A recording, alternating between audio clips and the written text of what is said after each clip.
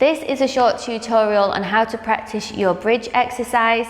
All you need is a mat, be in a comfortable place, and you actually don't need anything for your head for this one. So as you bring yourself down onto your mat, take your time with this. Have your feet parallel, hip distance apart.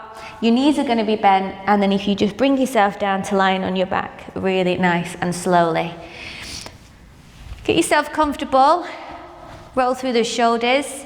Have your feet fairly close towards your body here, and again making sure that the knees are hip distance apart. It's quite easy to check. If you get your fist should fit quite comfortably between your knees here. That's when you know you're in a good position. Bring your hands onto your hips. You can rest your elbows down by your side.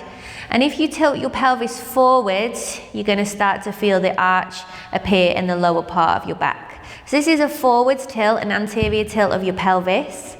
You're going to take a breath, exhale, the breath will come out through the mouth. You're going to shorten the distance between the bottom of your rib cage and the top of your hips.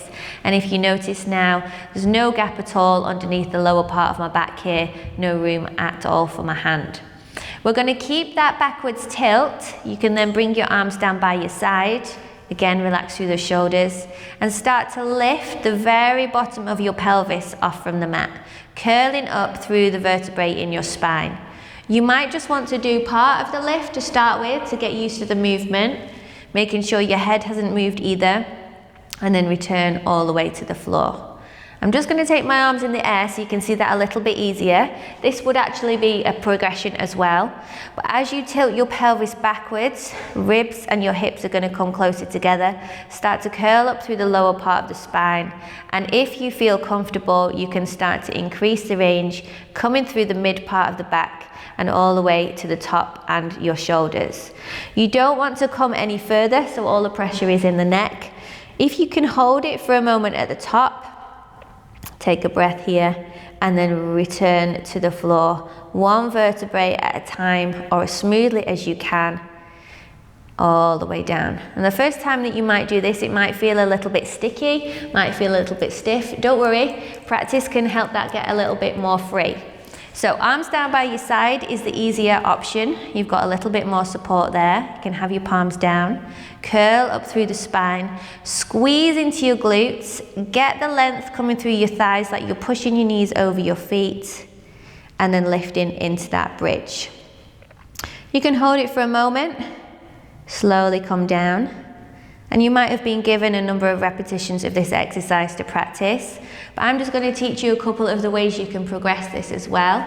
Like I did a moment ago, I held my arms up in the air. You can curl through the pelvis, curl through the spine. Use your exhale all the time in this part of the movement. Again, lengthen through the thighs, squeeze into your glutes, and try and keep your rib cage down. We don't want to feel like we're sticking the rib cage up. That can be different in the lower part of the back here. So as you pull your rib cage down, that's going to shorten into your abs there. So the progression could be holding this for maybe 5 or 10 seconds. Obviously you can build that up the stronger you feel. Or holding the arms here and slightly taking the arms behind you, roughly so the top of the arm here is coming in alignment with your cheeks. You might start to feel that intensity build in the back of the legs. When you're ready to return, you can bring your arms down by your side, or you can still keep them in the air. Make sure you roll slowly and steadily through your back. A few other progressions that we can try. I'll just keep my arms down so you can see this a little bit better. When you're into your bridge, holding it at the top, you can lift one heel, lower it down, then lift the other heel. And the aim here, as much as keeping your bridge is the challenge, is also to keep the hips level. So you can imagine that you've got a spirit level across your hips, so when you're lifting the heel, you don't feel tempted to twist or change the position through your body. A more challenging progression would be to lift both of your heels together. You might notice your calf muscles fire up, or even more into the hamstrings. You could do about 10 to 12 repetitions of that there. Or if you're really feeling like the challenge, keep the heel down on one leg, bring in the other leg to tabletop. So you're now into more of a single leg bridge. You could alternate between the legs. You could switch and do one to the other like I'm doing now.